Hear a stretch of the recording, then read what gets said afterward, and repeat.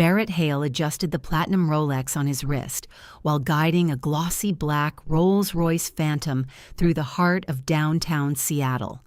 Late afternoon sunlight slanted through the car windows and fell across the woman beside him. Vanessa Reed wore perfectly waved blonde hair, designer sunglasses resting lightly on the bridge of her delicate nose. She was everything Barrett believed he needed right now: beautiful, independent, undemanding. "The restaurant has a waiting list," Vanessa said, checking her lipstick in the mirror. "I still can't believe you got us a table for tonight." Barrett smiled, his steel-cold gray eyes staying on the road ahead. With black hair already threaded with silver at both temples, he had learned that money could buy almost anything, even spontaneity. "The perk of owning half this city," he replied softly. Vanessa giggled, bright and carefree. "You make it sound so simple." Simple. That was exactly what Barrett wanted his life to become. After years of complicated relationships, punishing schedules and emotional expectations he couldn't meet, simplicity had become the most expensive luxury of all. His relationship with Vanessa was young, long enough to enjoy her company, short enough to avoid serious conversations about the future. No commitment, no entanglement, no weakness. The light ahead turned red, and Barrett brought the car to a smooth stop. His phone vibrated with work notifications, but he ignored them. Evenings were untouchable now, reserved for date dinners, art exhibits, and conversations that never wandered into territory he didn't want to explore. "I like you lately," Vanessa said, reaching over to touch his hand. "When we first met, you looked so tense." Barrett tightened his grip on the steering wheel just a little. Tense? That was what his last relationship had taught him about himself, that he was too focused on work, too distant, too resistant to the kind of family life other people longed for. A painful but necessary breakup, a clean cut that allowed them both to find what they truly wanted. "I've learned to value the moment," he said, and he truly meant it. No more pressure from weekend plans scheduled in advance. No more discussions about holiday traditions he had no interest in. No more hints about engagement rings or family dinners that made him feel trapped. The crosswalk ahead swarmed with pedestrians, office workers spilling out at the end of the day, couples walking hand in hand, teenagers laughing as they crossed the busy intersection. Barrett watched them without thinking, his mind already drifting to the wine list at the restaurant, when something snapped his focus back. A woman was crossing the street, moving carefully through the crowd. She was holding something against her chest. No, two somethings, two babies, twins, judging by the blue and pink blankets. Her auburn hair was pulled into a neat ponytail, and she moved with the precise caution of someone carrying priceless treasure. Barrett's breath caught. Even from this distance, even with her head lowered, he recognized that silhouette. The gentle curve of her neck, the way she held her shoulders, the careful, steady steps. Isabella Kane, his former fiancée, the woman he had walked away from. Isabella paused in the middle of the crosswalk when one of the babies began to fuss. She shifted both of them to one arm and gently stroked the crying baby's cheek with her free hand. Her lips moved. "She's singing," Barrett realized, or humming something soft. The baby calmed at once, and she continued across the street. "Barrett!" Vanessa's voice seemed to come from very far away. "It's green." He blinked, realized he had been staring. The cars behind them were waiting. Isabella vanished into the crowd on the far side of the street, but the image burned into his mind. Two babies, twins, who looked young. When they broke up, Isabella had never mentioned being pregnant, but the timing matched with a chilling precision. Barrett's hands trembled as he pressed the gas.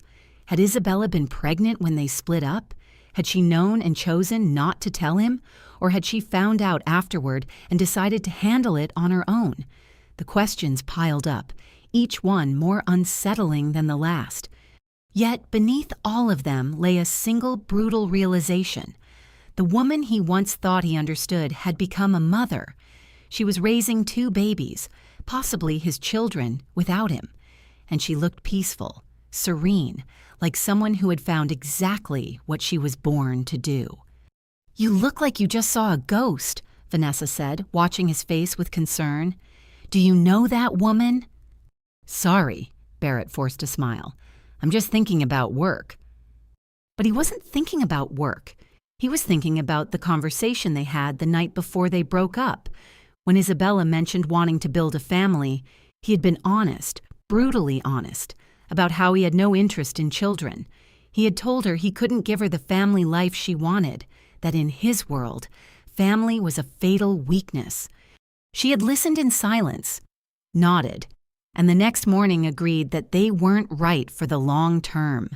It had been the most grown-up breakup of his life. No shouting, no accusations, no attempts to change each other's minds. Just two people admitting they wanted different things and having the courage to walk away.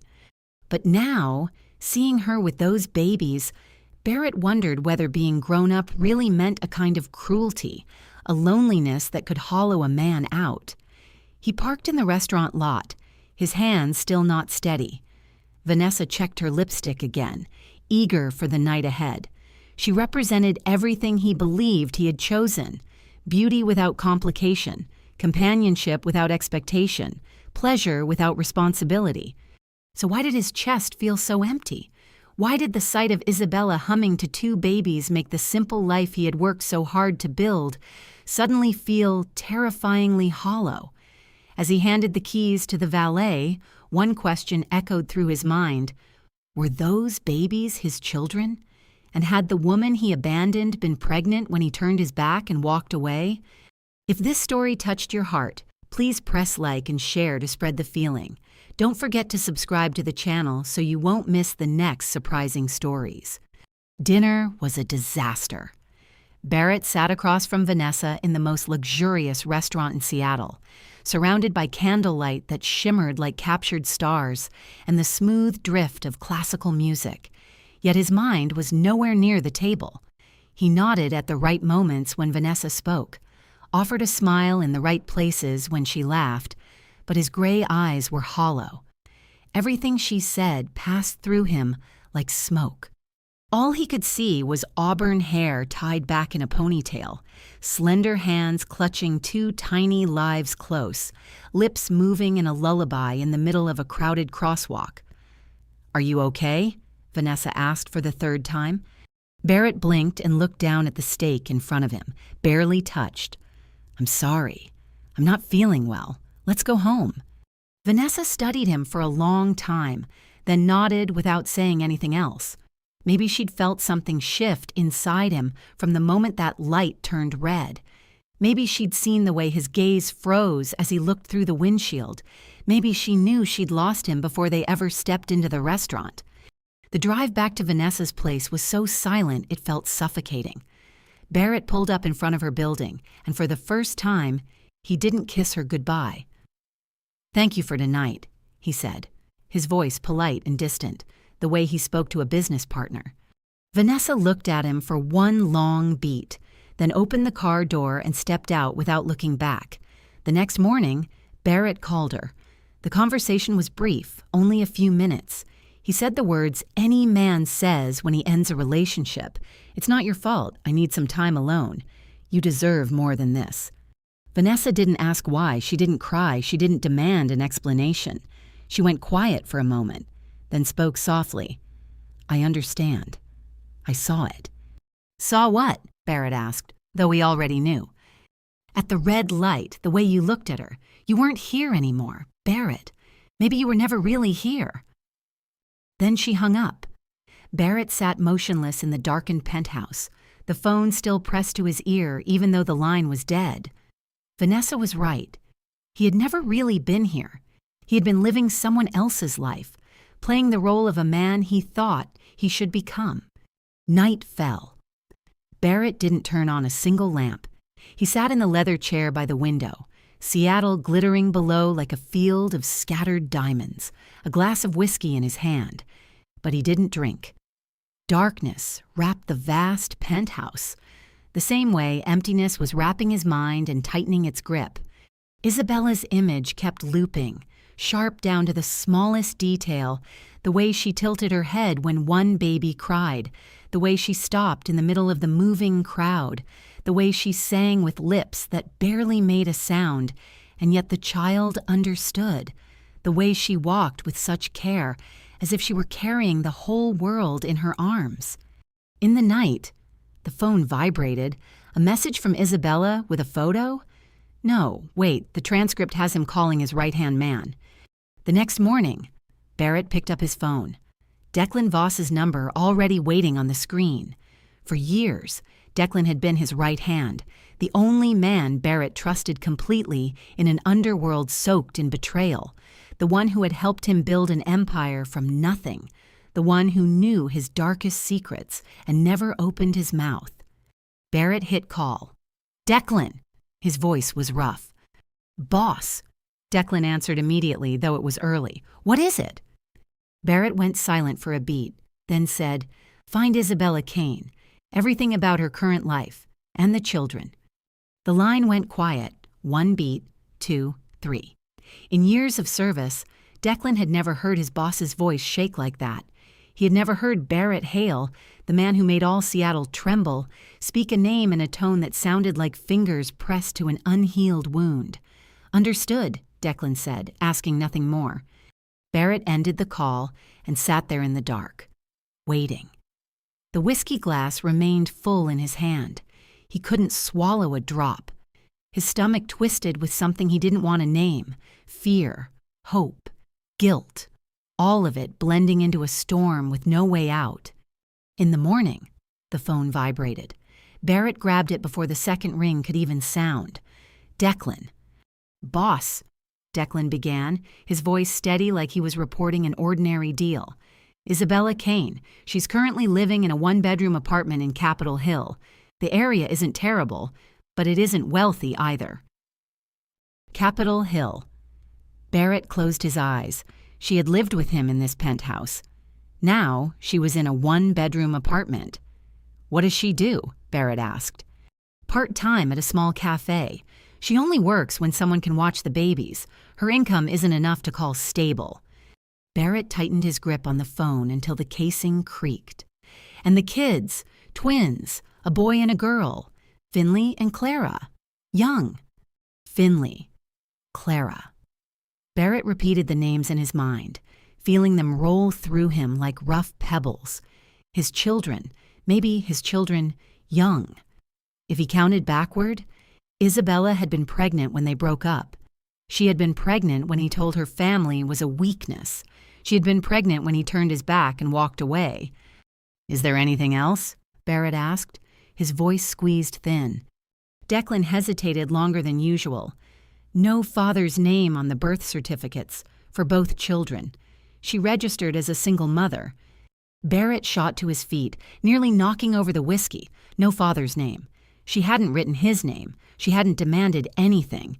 She had given birth to twins alone, raised 2 babies alone, and never contacted him. "Is she connected to anyone?" Barrett asked.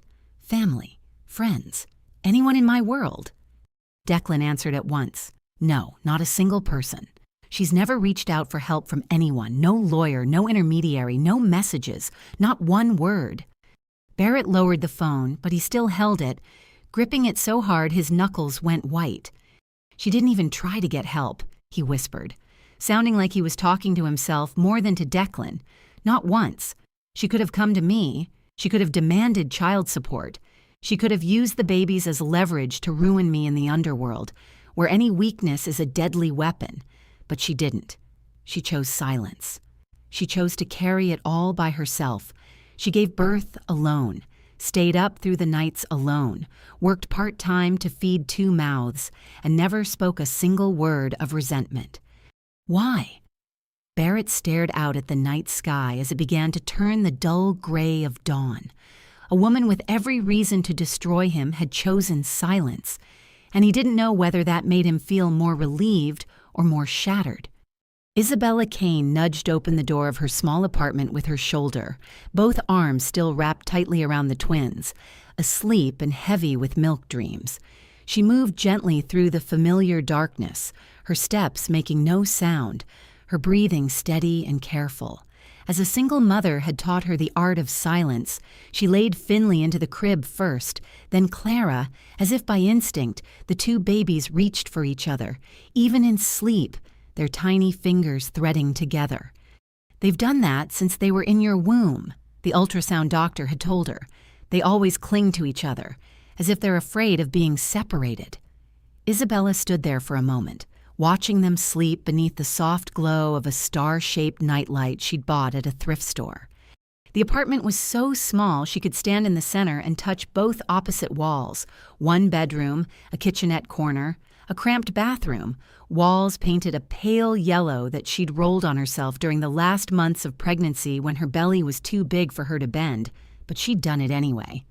Most of the furniture was second-hand, wiped down and arranged with care. A sofa with a tier in the corner covered by an embroidered floral cloth.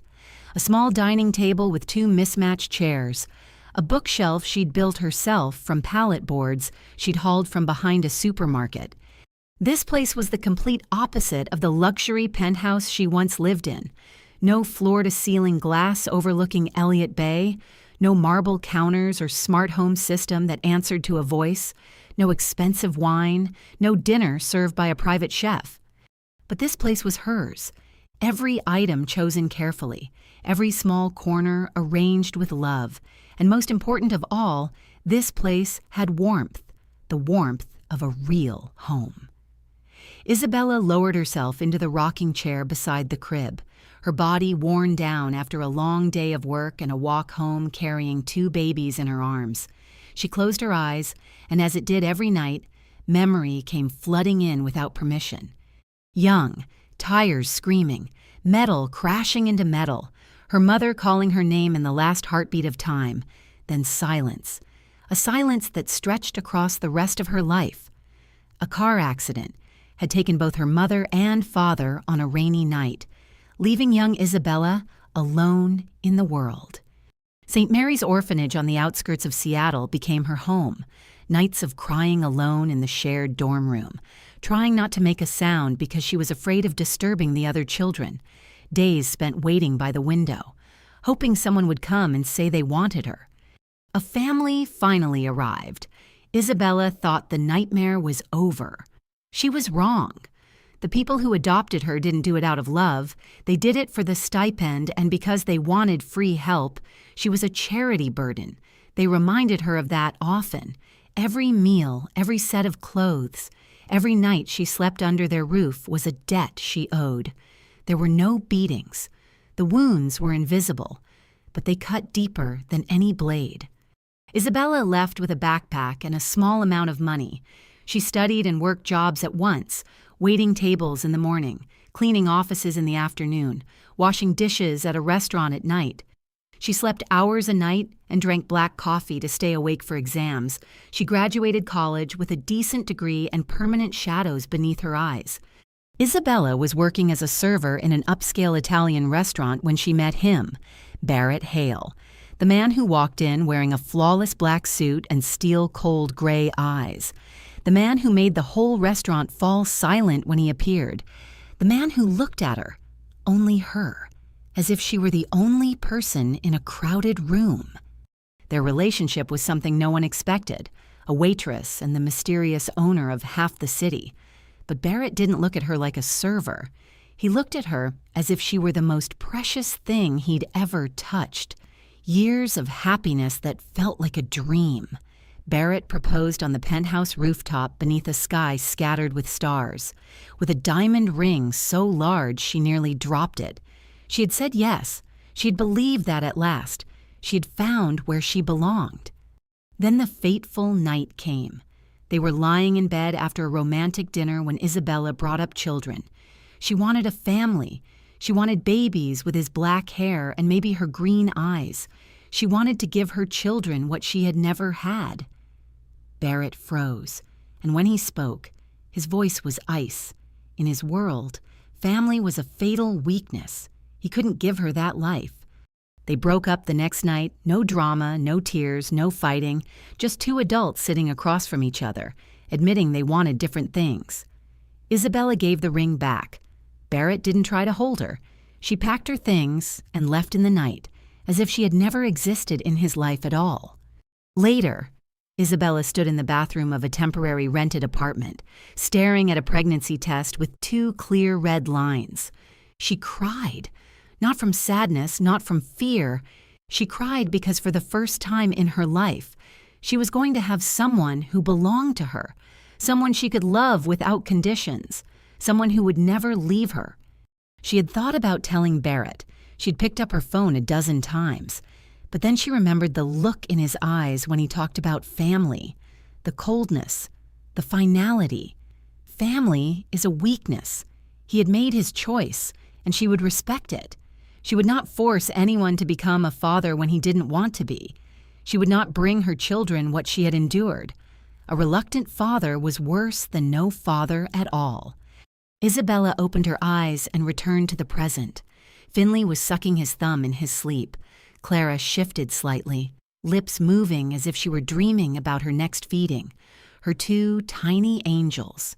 She bent down, pressed a gentle kiss to each small forehead, and whispered into the dark, "I'm going to give you everything I never had, a mother who stays, a mother who never leaves." Days later, Barrett Hale pushed open the door of a small cafe on a Capitol Hill Street corner. The bell above the door gave a faint little jingle, but no one paid attention to the tall man in a black suit who had just walked in. He chose the darkest corner of the shop, where the light from the front windows didn't reach, and sat down with a cup of black coffee he would never drink. His eyes searched for her immediately, and he found her.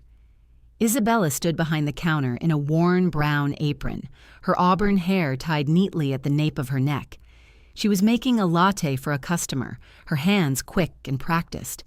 When she passed the cup over, she offered a warm smile Barrett hadn't seen. He watched her work, and every second that passed felt like a blade carving into his chest. She was thinner. Her shoulders rose sharply beneath the thin fabric of her shirt, her collarbones more pronounced than he remembered. The dark circles under her eyes couldn't be hidden, no matter how hard she tried, the mark of sleepless nights that any parent of an infant would recognize.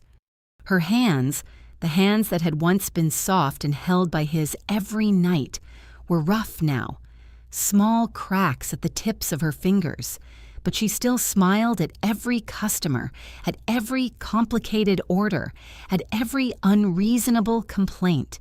She smiled as if life hadn't been grinding her down. She smiled as if she weren't raising 2 newborns alone on a part-time paycheck. She smiled as if she was fine. And Barrett knew that was what hurt the most. She'd always been that strong, always hiding pain as if it didn't exist, always hauling herself back up without anyone, even him, especially him. Minutes slipped by. Barrett sat motionless, like a statue, the coffee in front of him turning cold. He didn't know what he was waiting for, the courage to walk over, or the moment she realized he was here. He didn't have to wait long. Isabella turned to wipe down a table by the window, and her gaze accidentally swept across the dark corner. She froze. The cloth in her hand fell to the floor, but she didn't pick it up. In that single instant, Barrett saw every emotion flicker through her green eyes: shock, fear, pain. Then it all disappeared, replaced by a calm that was almost frightening. She bent to retrieve the cloth, said something to the coworker behind the counter, then walked toward him, each step steady, each breath even.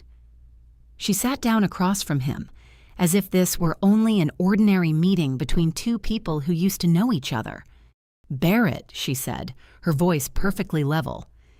"Isabella," he answered, and hated himself for the tremor in his own voice. Silence stretched between them, the hiss of the espresso machine in the distance, customers murmuring over their conversations, soft jazz floating from ceiling speakers, all of it like background music for a confrontation neither of them wanted and neither of them could avoid. Barrett spoke first. "Why didn't you tell me?" Isabella tilted her head, a gesture so familiar it hurt. "Tell you what?" she asked, her tone light, almost nothing. "That I was pregnant with the weakness you couldn't accept." Barrett flinched, as if she'd slapped him. His own words, thrown back with ruthless precision. Family is a weakness. He had said it. He had believed it. And now he was sitting here face to face with the consequence of that belief.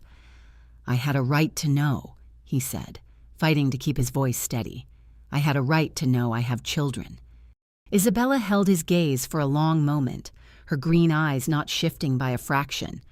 "You had the right to choose," she said slowly, each word clear as if carved into stone. "You chose, and I respected that. Now respect my choice." "Your choice?" Barrett ground his teeth.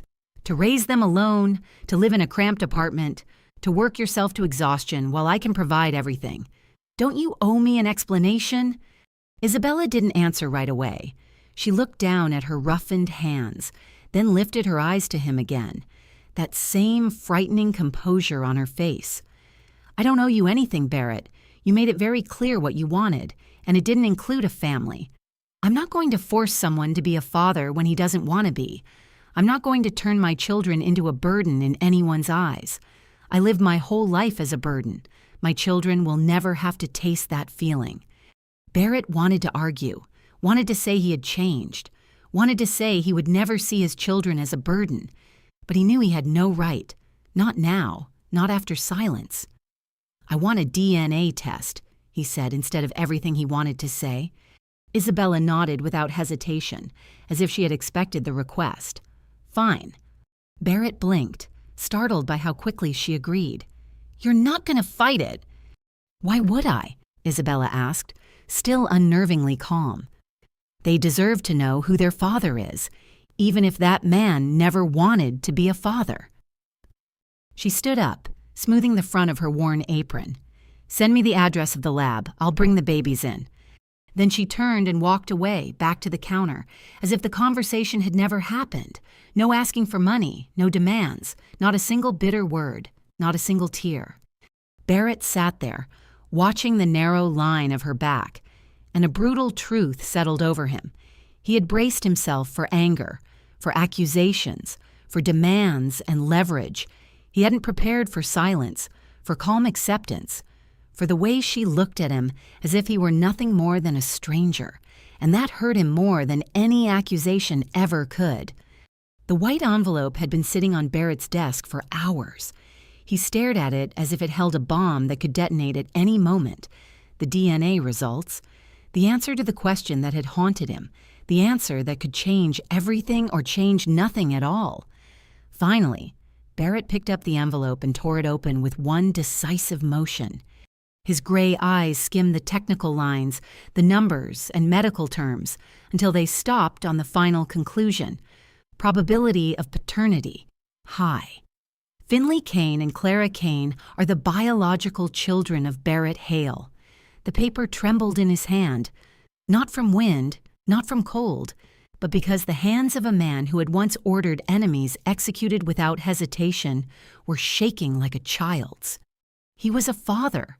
He had children, 2 children, whose existence he had never even known. 2 small lives carrying his blood were growing up in a cramped apartment in Capitol Hill, while he sat in a lavish penthouse with every kind of wealth money could buy. Barrett didn't call ahead. He didn't tell Declan. He drove alone to the address he had memorized, but never once stepped into. The stairs in the aging building creaked beneath every footstep. A faint smell of dampness lingered in the air.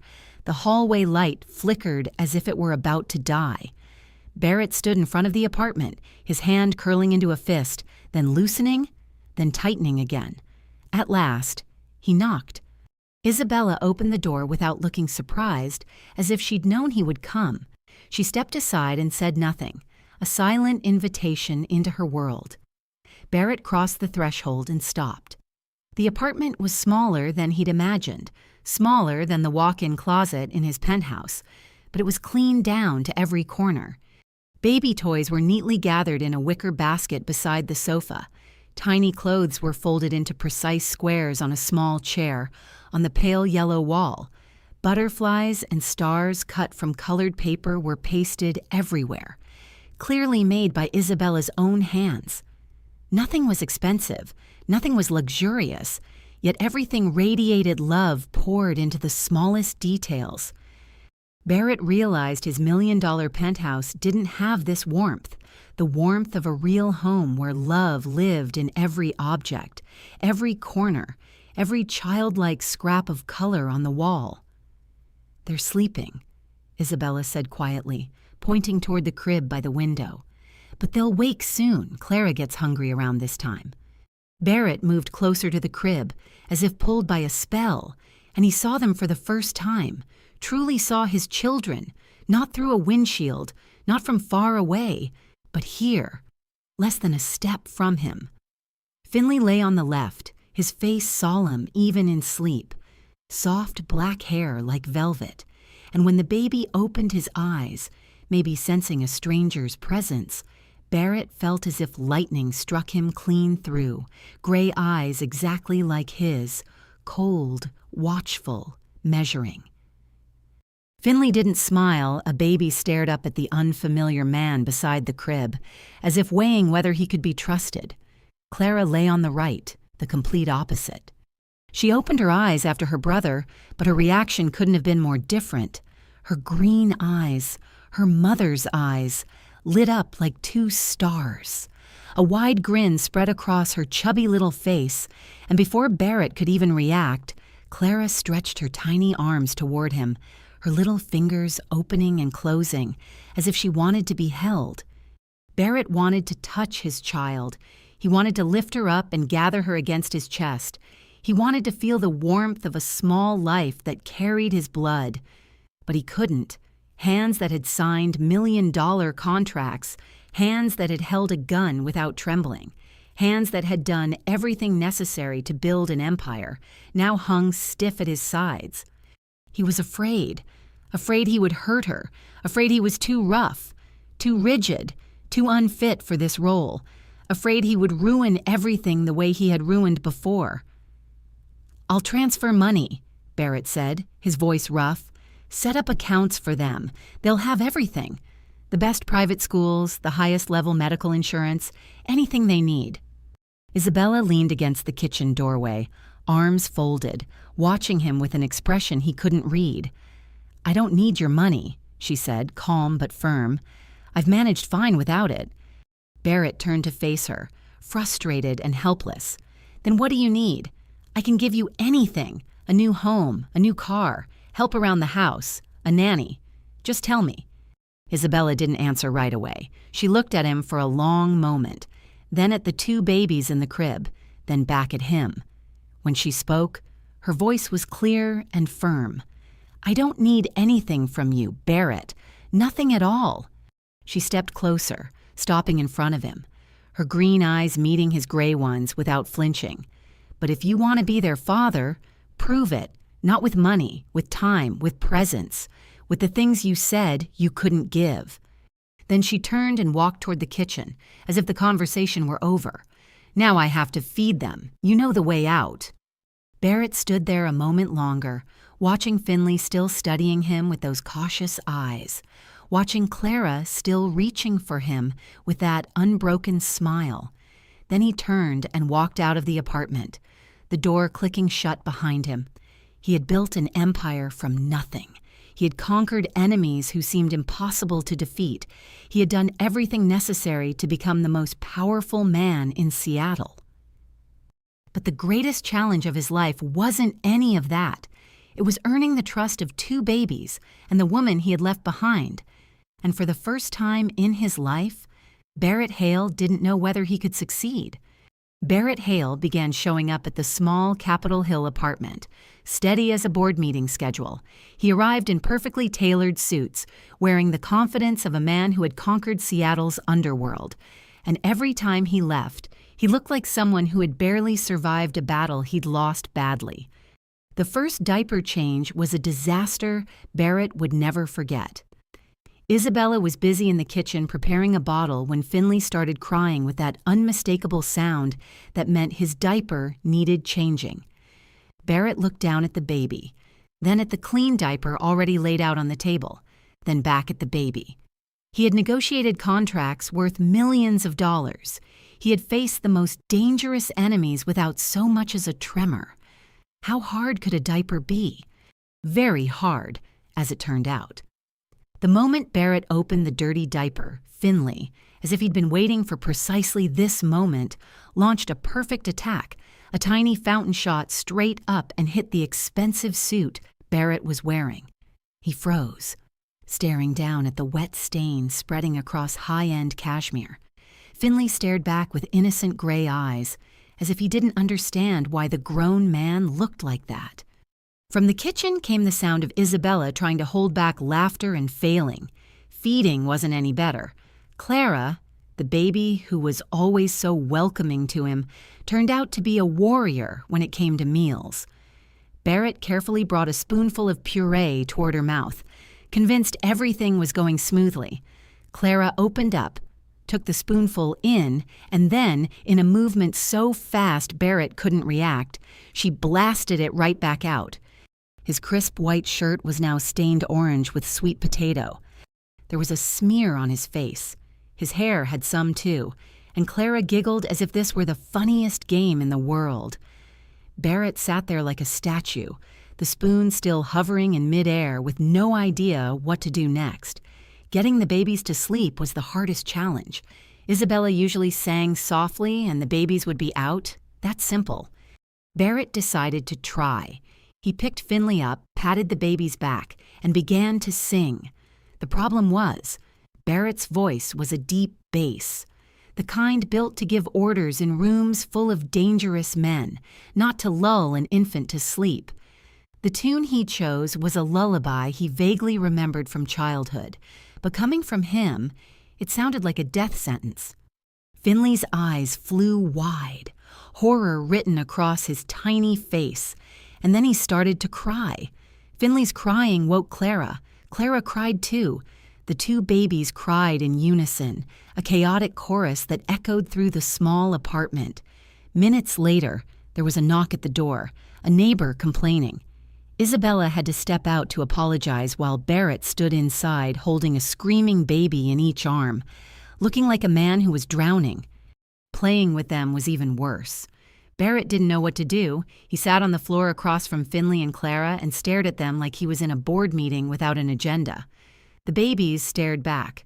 Nobody said anything. Nobody did anything. Just three people sitting there looking at one another, wrapped in an awkward silence that felt almost painful. "So," Barrett finally said, breaking the stalemate, "what do you want to do?" Finley tilted his head. Clara blinked. No answer. Of course not. They were young. One afternoon, Declan came to pick Barrett up as scheduled. The apartment door opened, and the man who had served Barrett had to step back because he couldn't believe what he was seeing. Barrett Hale, the mafia boss who terrified all Seattle, stood in front of him with milk spilled over his shoulder, puree smeared on his cheek, hair sticking up like a bird's nest, and something suspicious on the knee of his pants. His gray eyes looked so exhausted it was like he might collapse. "Boss," Declan blurted, unable to hide his shock. "Are you okay?" Barrett looked down at himself, then back at Declan with a blank expression. "I think Clara doesn't like the new puree."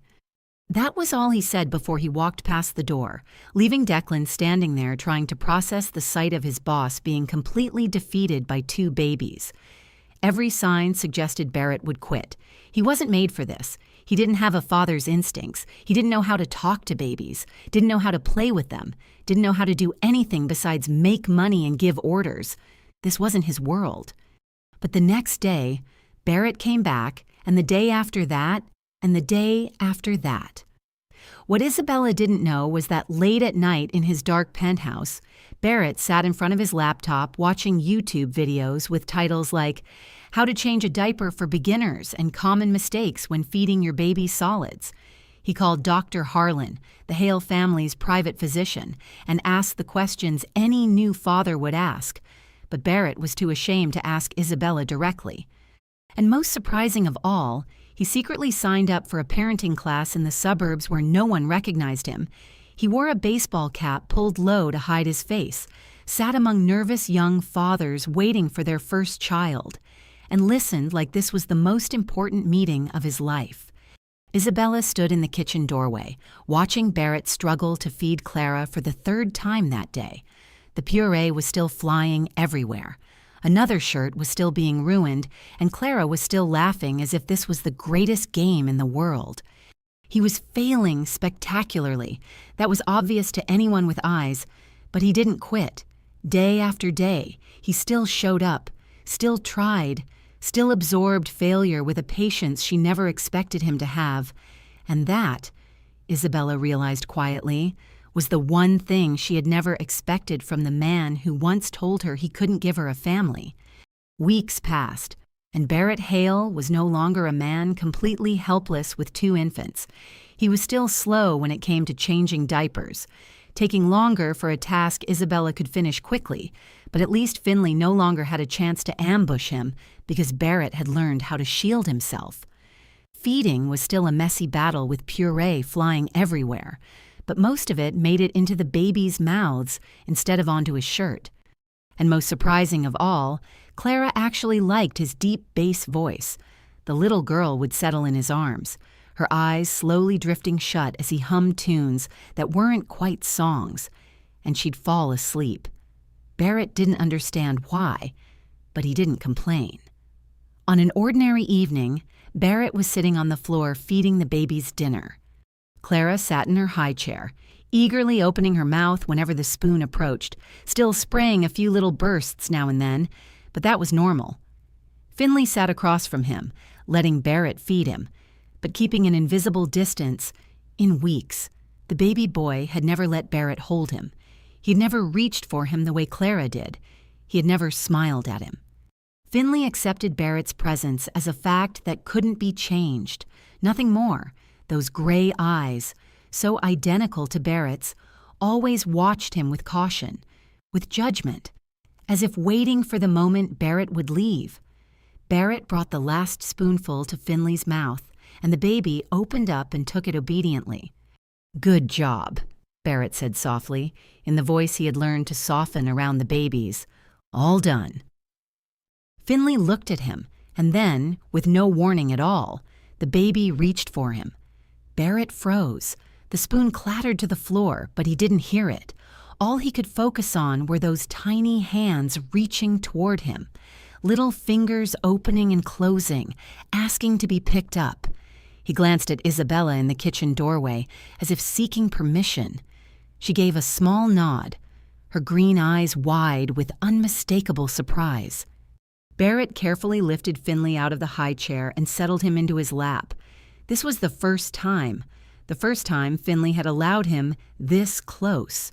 The first time the baby didn't curl away or turn his face aside when Barrett touched him. Finley sat in Barrett's lap, tilting his head, studying him with curious gray eyes. Then the baby raised a hand and touched Barrett's cheek, a tiny palm, soft and warm, brushed the face of the man half of Seattle feared. And then Finley opened his mouth. "Da-da!" Time stopped.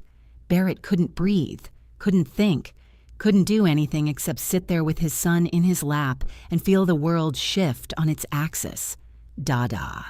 Finley said it again, clearer than before, as if he was afraid Barrett hadn't heard. 2 simple sounds, 2 small syllables, but to Barrett, it was the most important declaration he had ever received, more important than any $1 million contract, more important than any oath of loyalty, more important than anything he had ever achieved in his life. His eyes burned. For the first time in years,